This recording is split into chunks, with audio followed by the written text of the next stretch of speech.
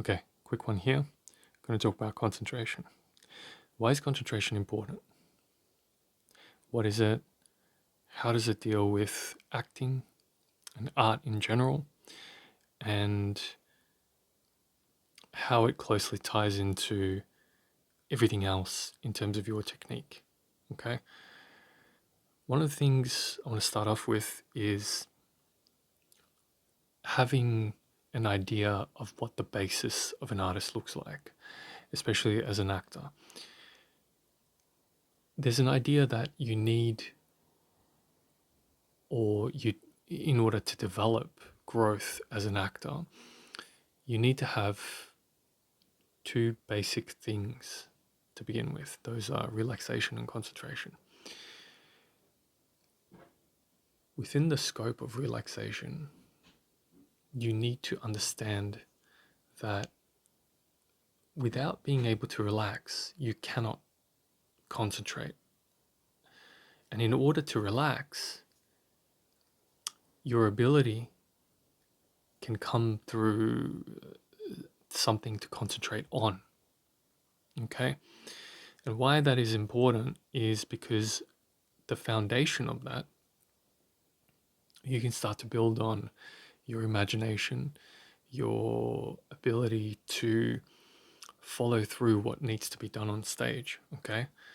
And if you were to concentrate on something while being very tense, maybe if you are aware of the audience or if you are nervous about something that's coming through, your body tends to seize up and you can't actually think of what you need to do. Where times come to having to, let's say, perform a scene where there's an expectation of heightened emotions, that you could actually get caught up in tension, which allows you to have a mental block, and that mental block doesn't allow you to focus on what you need to achieve. So the idea of attention or concentration is always, where am I putting my attention on? And by where, I mean at any given time or any given moment, which means it's just the awareness, all right? Whether it be the mental, the physical, or a combination of both. I believe that one is linked to the other. And if we talk about that through relaxation, as I just mentioned, it allows, let's say, through your thoughts, through certain feelings, through certain actions, a manifestation of either relaxation or tension. But even through that, your concentration on what needs to be done, so the thoughts, the feelings, and the actions, is like a through line for the play.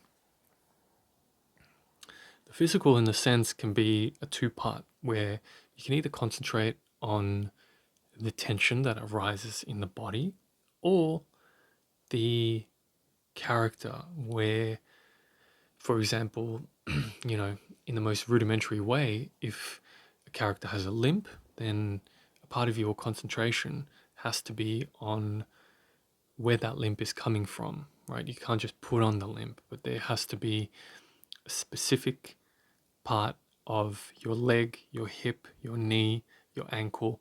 Where is it exactly? And that's where the concentration starts off and then eventually takes the back foot. So the other part is the focusing on the external other, so the other characters, the other actors, which is something that Meisner initially came up with. It's kind of, in a way, getting the attention from yourself, because you found that most actors would get self-conscious that if you were to focus on the other person, it gets the attention off you. So the physical, in the sense, is just seeing what there is on the person and allowing that to hold your attention. how we look at this is basically, if I was to say, what is the degree of attention that I have to generate through my willpower, is based on something that Stanislavski came up with, and he called it basically the circle of attention. Okay, and that's the range of the concentration. And he did this thing where he would get the actors to focus on the stage where he would get a spotlight, and the spotlight would be a small range where he would find certain items, the actor, within that circle, within the spotlight, that he would have to give his attention to. Then eventually, once that actor would get more and more comfortable, that spotlight would obviously get wider and wider, that it would include possibly the other actors, other items, and then it would get wide enough to be in the whole space, so in the whole stage area, and even possibly the whole theater. So the expansion, he would talk about the expansion of your awareness, which would also come through in, small, medium, or large, if you can think of it that way. The smallest range of concentration, or the smallest circle, would be on yourself. So you being the character, the person, your thoughts, feelings, actions, etc., etc. Then the second range would be the items that were to be close to you, and the actors, props, clothes, etc., etc., that would expand to the range of the actual place and outside of the place. So, one of the things that, the third range of attention would be the extension of where the focal point of the edge of the stage is, or further out into the audience, or even further. So, for example, if it's a play where you're standing outside in and on the beach and you're looking out into the shore, or into the far reaches of the ocean, that's where your attention lands. So it's further out. Okay. Now, when we do look at concentration, we'll look at it in ways of not just forcing the will, but finding a reason or something meaningful and personal to concentrate on. For example, I talk about things like, let's say, a chair, okay? If we were going to concentrate on a chair, more often than not, you would just be concentrating on the chair itself. And actors would be just looking at the chair, furrowing their brow, and trying to look like they're concentrating. But if you start to ask questions about the chair, and if you start to really find interesting things about the chair to ask questions, right? The first basis, or the first line that you could cross, is asking what you actually see in the chair, right? And then the second part would be to add imagination. Okay? By imagination, I mean, if I see and look at a chair and it has a black spot on it,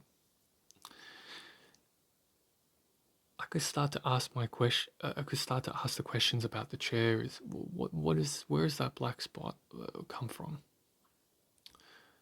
I wonder how long it's been there. And this is just directly from what I see. It's that thing that I spoke about on Meisner, where it's, you are seeing outside yourself, not only just the other characters, but you're seeing the outside objects and you're taking it in fully with what's there. You're not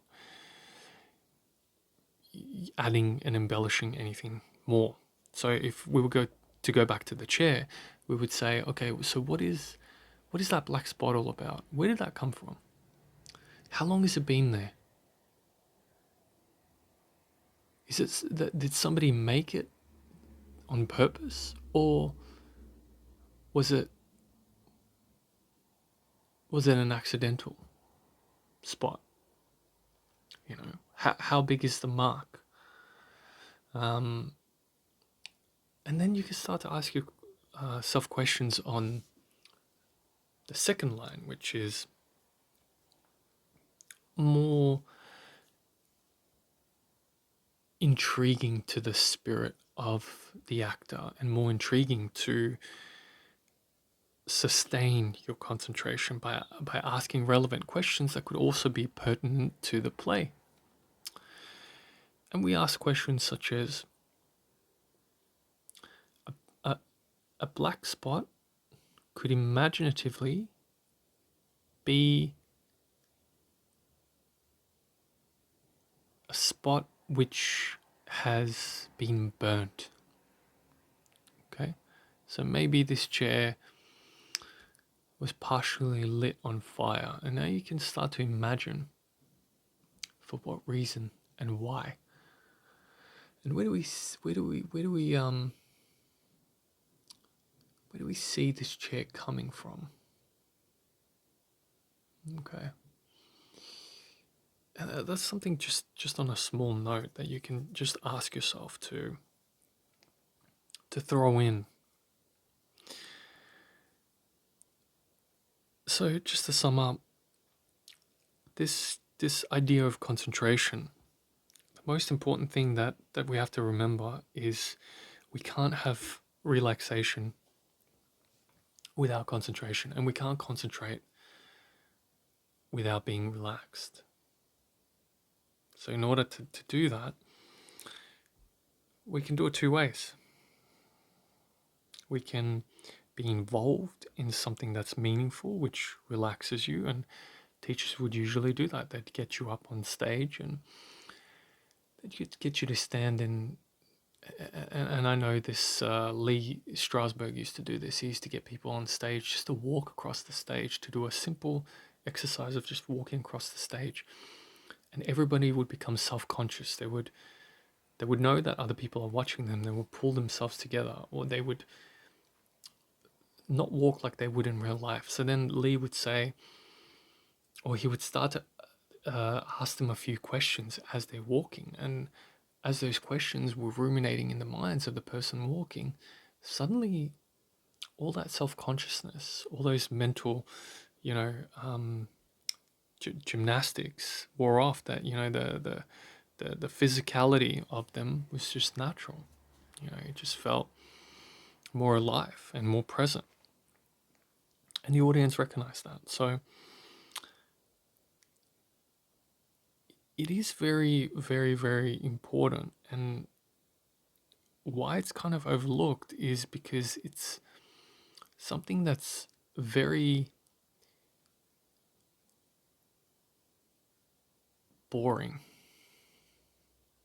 in a way to look at, because it's kind of the nuts and bolts of the whole system in itself. It's the glue that holds everything together, and a lot of people mistake it that they put all these other things first. They put all this like ability to create character, ability to do this Meisner technique, and all these other things without having their own awareness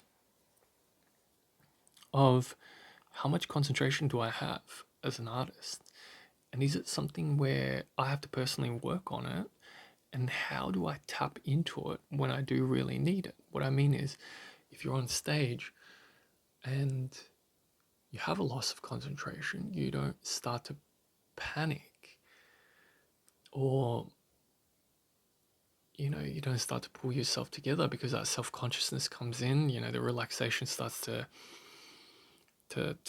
stop, and maybe your body starts to tighten up, that the audience obviously recognizes it, you recognize it, and then you realize, oh crap, what's my next line? Well, what do I have to do next? And then you get this like stage fright, and you freeze. So your ability to be aware at that moment, to go, how do I bring myself back into the moment? And it's this thing of like, oh, being in the moment. It's like this spiritual woo thing. No, being in the moment is just coming back to where you are, of this kind of awareness, and going, am I gonna put my attention on something mental or something physical? And is there something that's impeding these things? And if it is, then what is my technique to bring me back in that moment, to accept that maybe I've got a lot of tension that's just come up, I'm self-conscious, but quickly at a whim, I'm putting it back on what needs to be accomplished, right? Which is the next part, which we'll talk about, is sense memory. That's where it kind of glues this whole system together, where it's relaxation, concentration, and sense memory. Those three things are the bedrock of method acting. So finally, the biggest thing I could say about concentration, and as well in my work, is knowing that our society is driven on having a lot of consumption on a very, very short and quick kind of uh,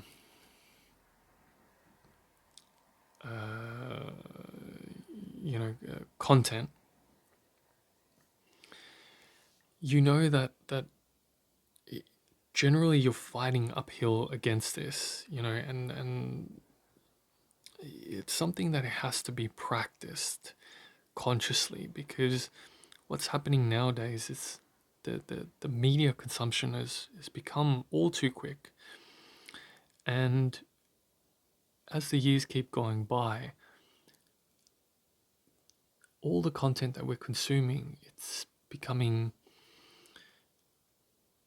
more and more on a shorter time span. And it's for a reason. It's because all these advertising platforms, all this media that you're consuming, they want to keep you engaged in it because they know that your mind wanders. But if they know that the mind wanders, they want it to wander back to them, to what they're selling you, or the content that they're producing. So it's become a lot quicker with social media, with YouTube, with anything that we're consuming, that we're just going in a very scattered way, that we need to be more aware to what's holding our attention as artists, and utilize it to help us cut through when we do need it.